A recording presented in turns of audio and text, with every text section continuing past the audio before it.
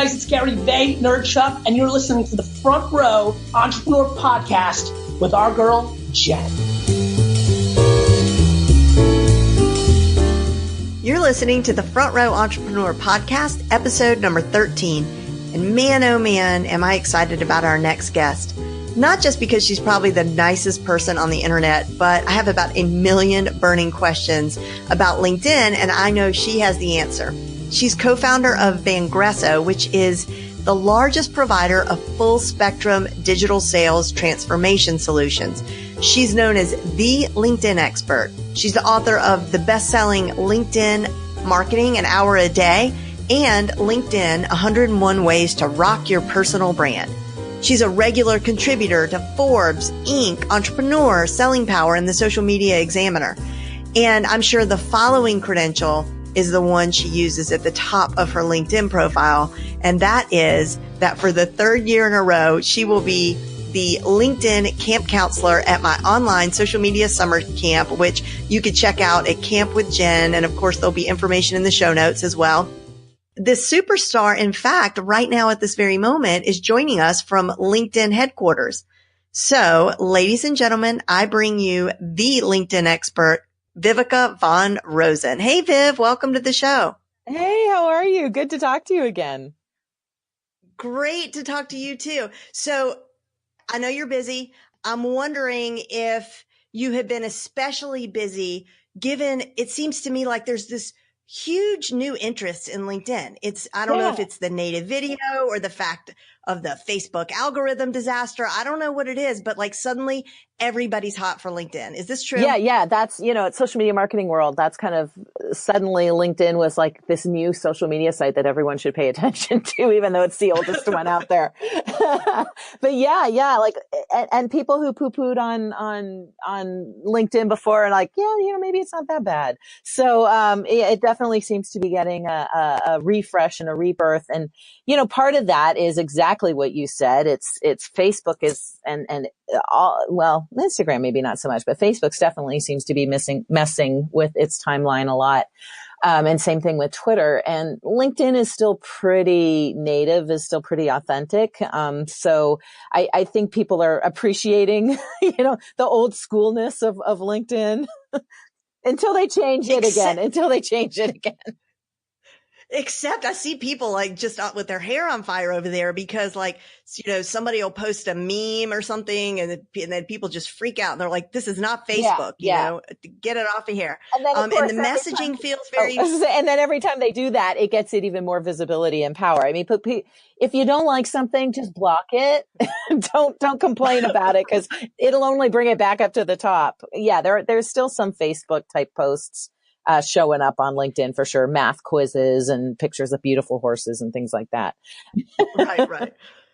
But the chat's very like Facebook-esque, but in a good way. Like I really like it. Yeah. I'm a big fan of what they've done with LinkedIn messaging.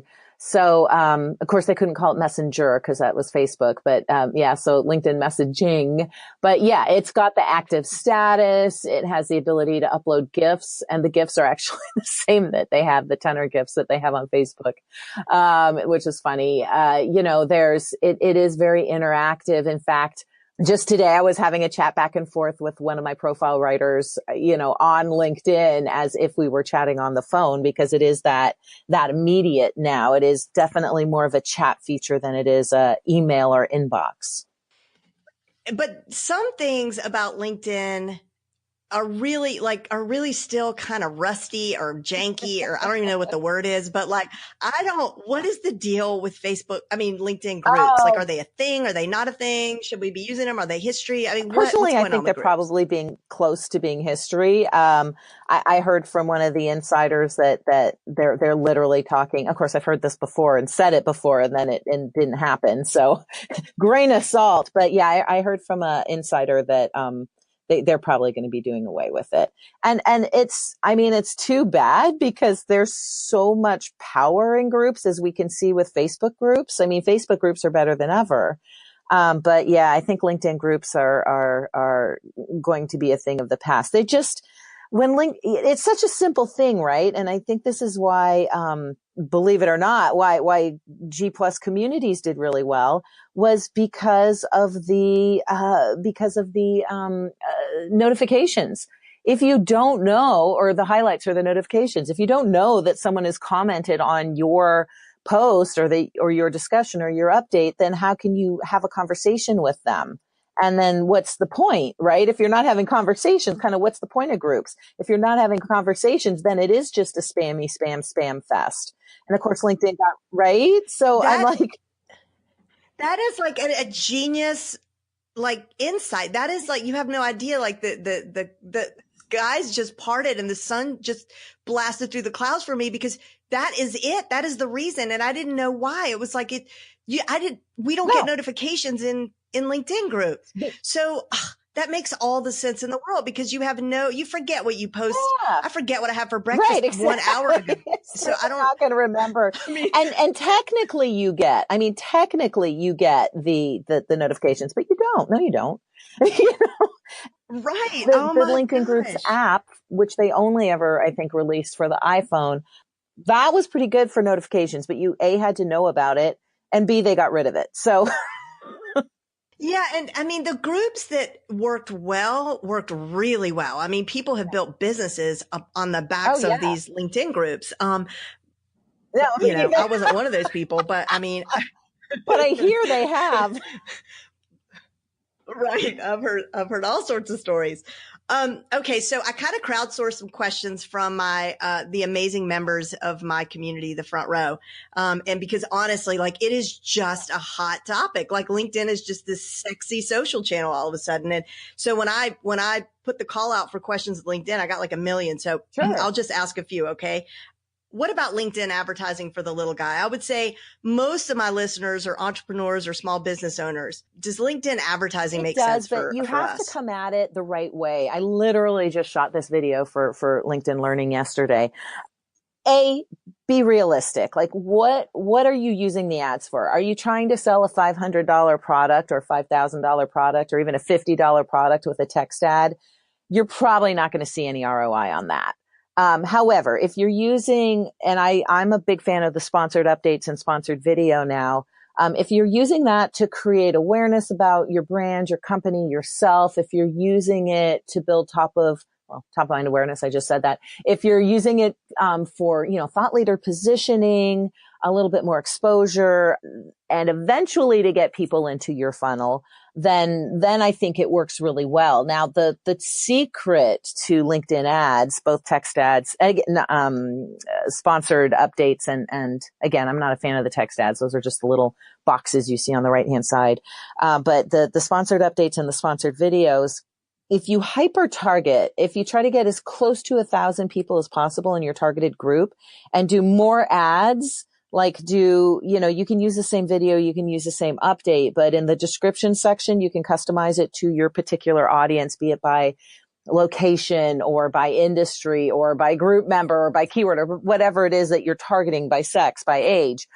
The more you can hyper target those groups, the higher ROI you'll prove. And it takes a little bit longer, but LinkedIn advertising now has the ability to save your audiences. So once you've created an audience, you can just click on it. You don't have to recreate the wheel every time. And when you go back in to sponsor an update, you can change the text in the description. So it's relatively easy to do, to create those multiple micro-targeted ads. And that's where I begin to see some return on my investment in people, getting to know who I am, maybe clicking through to my website and then jumping into my lead magnet. But trying to sell something on LinkedIn through ads doesn't work real well. Yeah, but I want to go back to the sponsored post situation. So like, let's say, first of all, I don't know what has happened to my own LinkedIn. I think is there some new algorithm that kicked in with LinkedIn that is punishing me? Okay. So they're punishing me, I'm sure.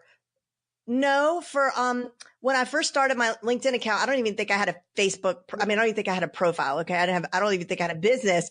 And, I did that thing where you join and they ask if you want to invite every single contact that you have, including like your cable guy and like the plumber you called that one time.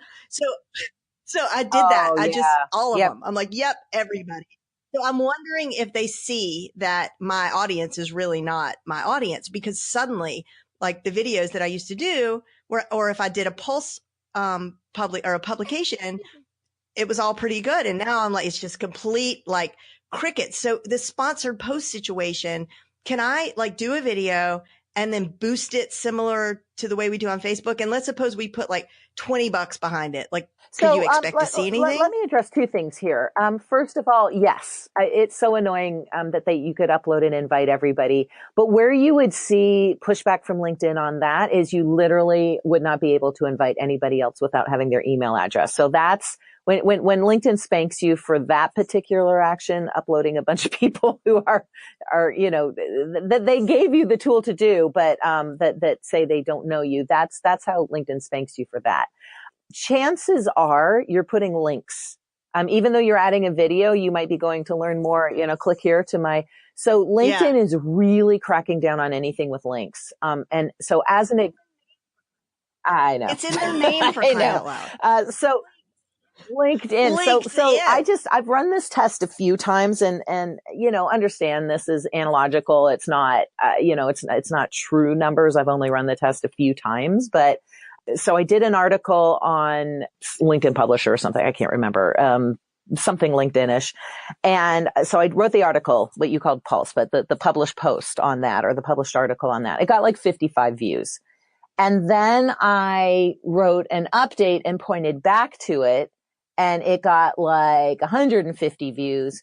And then I did a video and I pointed back to it, and it got like 1,500 views. And then I did a video, but I didn't point back to it. I said in comments below, check it out. And it got like 15,000 views.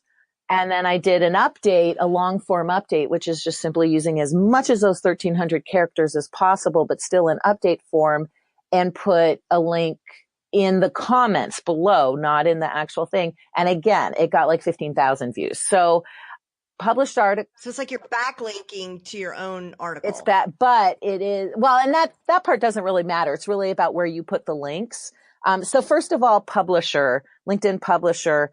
I just recently wrote an article, for LinkedIn. Actually it was through, but anyway, it was basically for LinkedIn. They knew about it. They said they were going to promote it. And I ended up getting 1,500 views. And that's like with LinkedIn actively promoting the post. And that's less than I used to get just throwing something up there at some time. Right. So long form posts, I mean, if you're already writing articles or published articles, if you're already writing blog posts, you might as well put them in there, because you can point to it and it proves you're an expert on LinkedIn, and people can see it and read it. But I wouldn't create posts specifically just for LinkedIn anymore. Long form articles rather, just for LinkedIn anymore. Now, the update part of it, right? The spaghetti on the wall part of it though, if you are doing video, just if you want to add a link to the video, so when I'm talking about video, let me back up even more. When I'm talking about video, I'm talking about native video, shooting a video on your phone or on your computer and then uploading it into LinkedIn. So that's native video, as opposed to just sharing a link to a YouTube video, because that's a link and it's just not going to get the visibility, because I also tested that. So if you've got a video that you've uploaded at some point to YouTube, but you've still got that raw native video, then just upload it into LinkedIn raw, and that will get you significantly more visibility. And then if you do have a link that you want to point people to, either back to YouTube or to your website, just in the description, because you get 1,200 characters when you add a video or upload a native video, in the description say, for more information on this, check for the link in comments below. So you don't put the link in the article itself or in the text itself. You hit after you've done your video, you've put your up to 1,200 characters worth of text. You've put your emojis and you've mentioned people and you've added your hashtags. You hit post, and then you go in and you comment on your own post and say, here's the video, or here's the link I was talking about. So why do you reckon they're doing that? Like because the links they think are taking people away from LinkedIn? The links are taking people away from LinkedIn. They're salesy. They're so that's the limits that Facebook and Twitter are also doing, but they're doing it because they want you to pay to play. LinkedIn's at this point, somewhat more altruistically saying, hey guys, this is LinkedIn. I want you to stay on LinkedIn. If you've got any information, you should share it from LinkedIn. So anything native. Okay. So, and if we're writing blog posts already, copy and paste them into Publisher. So for our listeners who are confused, can you explain the difference between the status update and the published Exactly. post? And Publisher is one of those things that I'm curious to see if LinkedIn keeps it or not, because they really are kind of limiting the visibility. When you go to your homepage on LinkedIn, you'll see, and either your homepage on LinkedIn or on your cell phone. Actually, you can't write an article on your cell phone. So when you go to your homepage on LinkedIn, there we go, you will see, 3 options. You'll see the ability to write an article, images, and video. And so the write an article, that will actually take you to a whole other page if you click on that, which looks like WordPress Lite. And it is. It's WordPress Lite. I mean, it's literally what WordPress used to be back in like 2004, if WordPress was even around back then. So it is, it is like a blog, and you can do, header 1, header 2, normal text. You can do bullets and numbered lists and underline and bold and italicize, and add quotations and add hyperlinks and add images and add video. So it is very much like a blog post, like your blog post that you would have on your blog. And the reason you would potentially duplicate that is because LinkedIn wants to keep you on LinkedIn. And so if someone's at your profile and they're considering hiring you, and you've got this article there that talks about the very thing that they're interested in, and they read through it and they take the time, to read through it. So now they've got stake in the game because they've actually spent time on your profile. And they're like, oh my gosh, this guy or this gal really knows what they're talking about. And then at the bottom, I always recommend putting your contact information or a calendar link to book some time with you, and a call to action to do so. But as they read through it, they're like, oh, this person really knows what they're talking about. And so it doesn't help with visibility at all. It's not gonna drive views to your profile because it's just not working that way anymore. But it does add credibility and thought leadership. And it does make it much easier for someone who's already on LinkedIn just to engage with you, either click through and book some time with you, or call you or email you because you put the links in there, or message you on LinkedIn, or even just reply in a comment. And I've literally had people go, I'm really interested in you having you do this for our company. And I mean, it's like, okay, that's good. Let's move forward. Didn't it used to be that they would notify all of your contacts whenever you publish? They don't do that anymore? They don't really do that anymore. So again, I've kind of not so much, not to the extent that I've thrown my hands up in the air around groups, but I've kind of like gone, okay, let's let Publisher be what it is, which is just a way to position yourself as a thought leader. If you want to continue to get visibility on that post, you can share it as an update, once a week or so. That's fine. You just literally go back in and click on that little share swooshy thing, that little sharing arrow, click to LinkedIn and Facebook and Twitter if you want, and share the article as an update again. Or of course you can put it into whatever, MeetEgg or whatever, social sharing tool that you're using. LinkedIn doesn't seem to have the issues with sharing tools that Facebook and Twitter now have. But having said that, any share you do with a link in it, even if it's back to a LinkedIn platform, LinkedIn just doesn't like those links anymore. Okay. Well, that's great information because it's going to change the advice that I give to people about LinkedIn. So thanks for that. All right. Also, I want to get something straight for the record. So a lot of people, and I even saw someone on video on LinkedIn say, this is my first time going live on LinkedIn. Yeah. I'm like, you are not live. You are recorded. Exactly. So, all right. This is another video I just shot for LinkedIn Learning. It's not live. It's almost live. It's almost live. It's live-ish. You can make it look live. It is kind of genius because here's the thing, like on Facebook and Twitter and Instagram and anywhere else that we might do live video, we're kind of used to the non-professional manner of which people do live video, like in their car, in their Chewbacca masks, right? Right. Like and don't even get me started. But on LinkedIn, we are expecting something slightly more professional. So that's the nice thing about it being almost live. You know, right? You can shoot it on your phone. You can create a well-crafted video on your computer.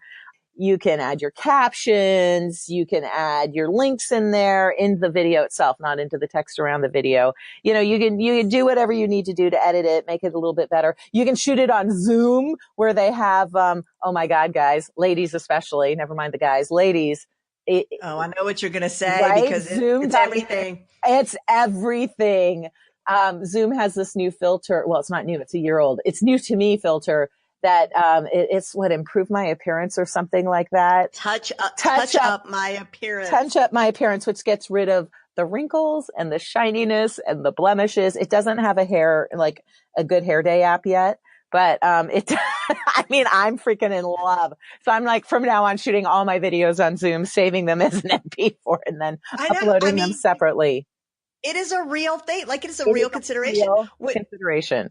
When Google Hangouts got rid of their smooth effect, yet they kept the pirate patch, eye patch, and the clown nose, but they got rid of the only filter they got rid of was smooth effect, which was, it made you look so amazing, like even without a stitch of makeup. So it's because, no offense, guys, but it really is because all the developers are guys that are creating this, and they do not know that if Zoom just went out and marketed this feature and put it in front of their messaging, I mean, people would come in droves. But anyway, I digress. Okay. So on video, what do you see as like examples of people who are using it really well right now on LinkedIn?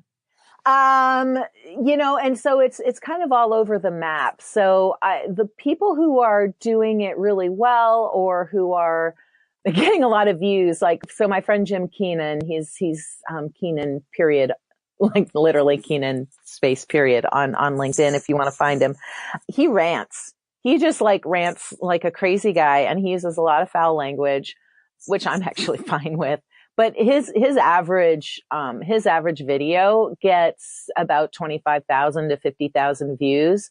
But he's very, very consistent. So what everyone can adopt, if you don't want to adopt the foul language, the consistency of which he does it. So he is setting people's expectations that he will have this content for them to look at. So that's one thing. He is controversial-ish. He's like, LinkedIn profiles are stupid. And so, of course, people are like, oh, they're not. No, they're not. But what he's saying is the way people use LinkedIn profiles is stupid, and they should really use them as a resource and to engage with people and blah, blah, blah. So he always has these controversial or apparently controversial topics that get people riled up and excited and sharing and commenting. So those are two learning points from Jim. Another person who does it really well because she's just so good at video is our friend Sue Zimmerman. So, right. Mm-hmm. So she's so comfortable with doing Instagram Live and Instagram videos, and she's got all of those resources. So she's just repurposing them on LinkedIn, but they're gorgeous because that's how she just does gorgeous video. I mean, she's got such a good eye, and the color is good, and the composition is good, and the content is good, and they're polished. But they're not polished within an inch of their lives. They're still very human. And she also has the language. And so she gets a lot of views and a lot of engagement. Another person who does them really well, not as often, but still does them really well, is actually my colleague, Kurt, who is the master of the green screen. So I think his most popular video got a ton of views, and it was actually a salesy video. We were doing a conference for Frost and Sullivan in Tahoe. And so he green screened himself talking about the conference, but skiing down a hill. And it was brilliant. He got just so many views and comments. Now, I actually shot a video of me literally skiing down a hill and sharing the same kind of content about, Frost and Sullivan, and got far less views and comments. So people like the green screen. So that was a much more produced type thing. Something that's going on right now is, the CEO of our new company, Mario Martinez, is posing a knockdown, drag out fight between himself and Gabe Larson of Inside Sales, talking about inbound versus outbound sales techniques. And so now that it's almost launched and we can talk about it, it was definitely produced. They're friends, that there was no antagonism there, but it was really to drive visibility around this. Oopsie daisy. It was really to drive visibility around this webinar that the two of them will be doing together, talking about inbound and outbound sales strategies.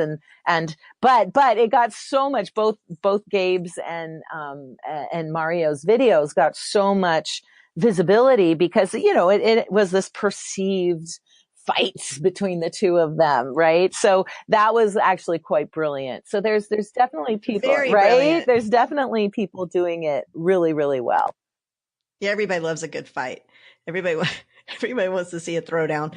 All right, I got it's like some rapid fire questions for you because I don't want to because I've got all these questions from the front row. So, best places to focus on for SEO with LinkedIn if it's even a thing.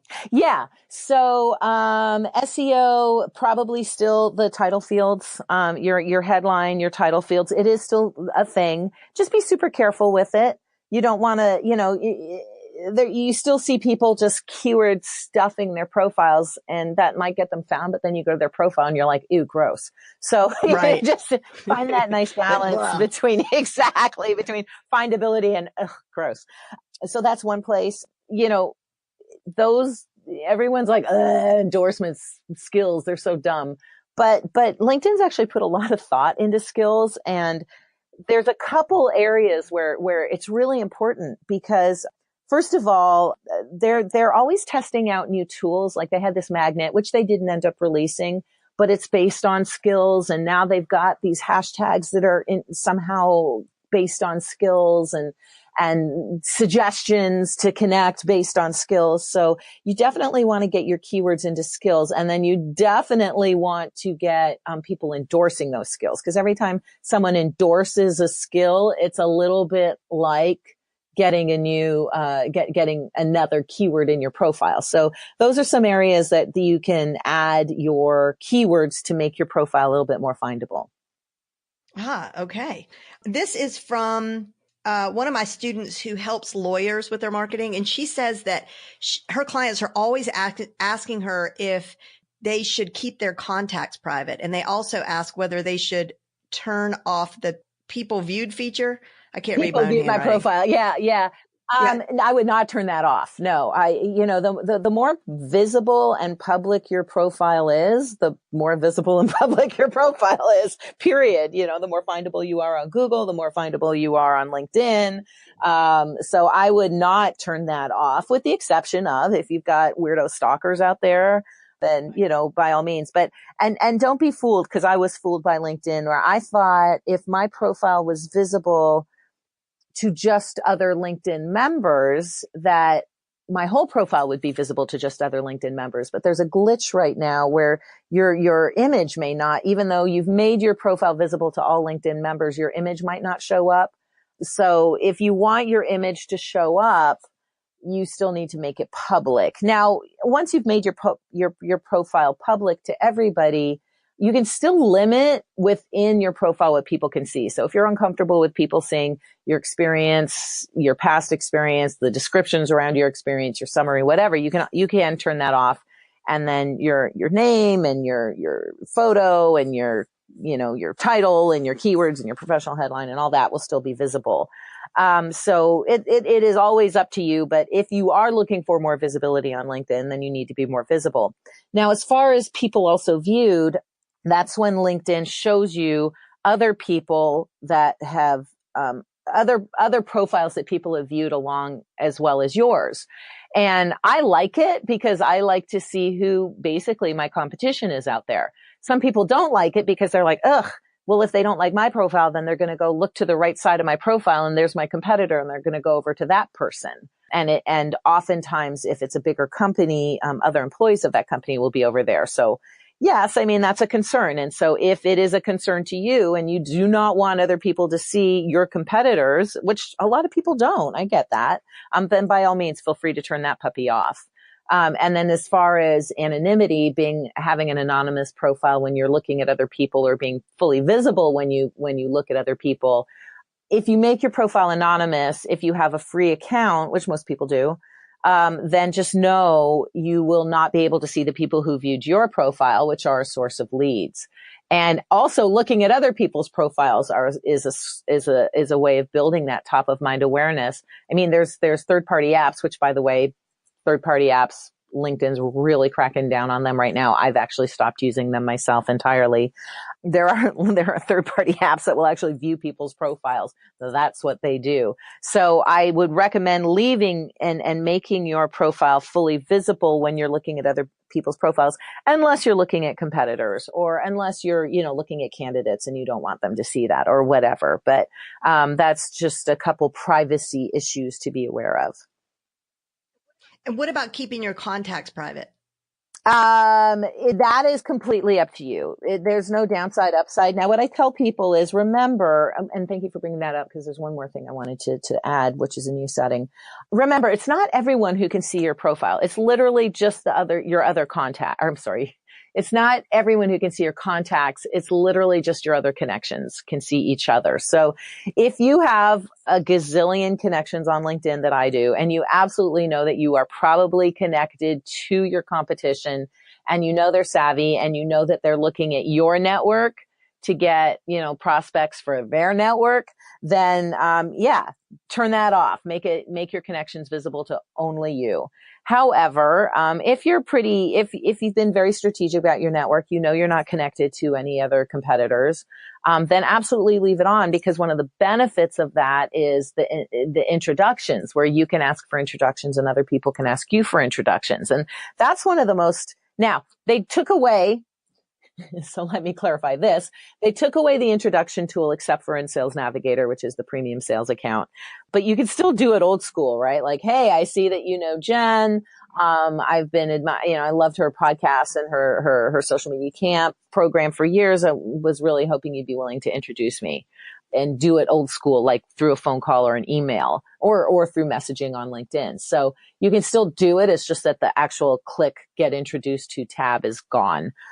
Now, the other new thing, which I really, really, really, really like, is LinkedIn used to, so make sure to check this in the privacy settings under privacy. LinkedIn used to, if you were first level connections, automatically show, and by default it still does this, show your email address. And what happened was, I would connect with someone, I'd vet them, but some people slipped through. And the next thing I know, I'm on all of these freaking email lists, because all they've done, the second we've connected, they've just popped my email without my connection. This is a huge pet peeve of mine. Popped my email without my permission into their email list. And that just drives me insane. I connected with you on LinkedIn. I did not want to get your email on the latest aerospace technologies, like, no lie. And so that drives me insane. Anyway, so you can make it so that first level connections can message you through LinkedIn, but they can't get your email. And I have definitely turned that off. And I am not getting on nearly as many email lists as I used to. Now, my email address is still extremely visible on my summary section. It's still right there. So if people wanted to take 10 seconds and look for it and find it, and then I guess manually add me to their email list, they could, but no one does. So, right, because I'm sure it's a scraping tool. It's a scraping. It's an IFT, right? If this, then that. If this person connects, then add them to my email list. And since people are lazy, don't have to worry about it anymore. Where is that in settings? I'll find it. It's just settings. It's, settings, privacy. And so under the me, you go to settings and privacy. Then you click on the privacy tab again. And then it's right under this, the second one, who can see your email address. And now you can make it only you, first degree, first and second, or everyone on LinkedIn. It's funny because in the past, I would have said everyone on LinkedIn, but I've been put on, no lie, I probably opt out of 15 to 20 email lists a day. And so not quite as many now that I've done this, but certainly in its heyday, it was almost 100 email lists a day that I was opting out of. Wow, that's Yeah. insane. Yeah. And now it's maybe 5 or 10. Yeah. Oh, much better. All right. Well, that's a great Yeah. tip. I'm like, as soon as we Yeah, disconnect them, exactly. I'm going over there right away. I'm on it. All right. I'm so on it. Sylvia, who says she is from the same frozen part of Canada where you are from, she says she thinks you're great. And she said, I connect with, I'm very careful with who I connect with on LinkedIn. And won't connect with anyone I haven't met in person or had significant dealings with online. Should I accept anyone for maximum marketing purposes? Anyone and everyone? There's a middle line there. It doesn't have to be all or nothing. Right. So, and this is what I do. I connect with anyone who I feel they might be a good resource for me and my business, or I would be a good resource for them. And since I am very much I can help anyone with a computer, or I can help anyone with a LinkedIn profile type person. Like, I'm very specific about my niche. If they don't fall into my niche, then they don't get on there. All right. Yeah. Hashtags, yes or no? Yes. They work on LinkedIn. Hashtags are most definitely a thing on LinkedIn again, like hugely. Hashtags in your updates, hashtags in your published posts, hashtags on your videos, hashtags everywhere. Now, having said that, please don't do what people do on Facebook and add 500 hashtags. It's just gross. So, I mean, yeah, it looks terrible. It looks terrible. So my rule of thumb is 3 or 4 relevant hashtags to your industry, to what you do. And then one hashtag that's very unique, because with LinkedIn, like with the other tools, your posts just disappear after a while. Not your long form articles, they stay forever, but your posts just kind of disappear after a while. And if you've got a really good video or you've got a really good update and you use a very unique hashtag, like we've got hashtag LinkedIn vids and hashtag LinkedIn pics, it's easier to find those updates in those videos for future reference and for future sharing.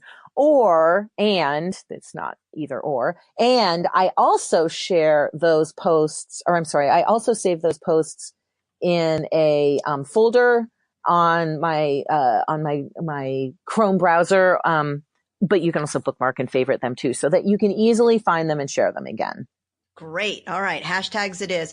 My last question comes from a member of the Front Row who is a coach for women who helps them to negotiate. Yes. And while her target audience is most certainly on LinkedIn, she's actually developing a Facebook community where she'd really like to, grow the community. What is the best way, she asked, to invite people from LinkedIn over to Facebook? Yeah, I would manually do it. Now, you could, she's absolutely right. It's funny. I'm laughing to myself because one of our user community groups to support our LinkedIn clients is on Facebook. So go figure. Because LinkedIn groups suck.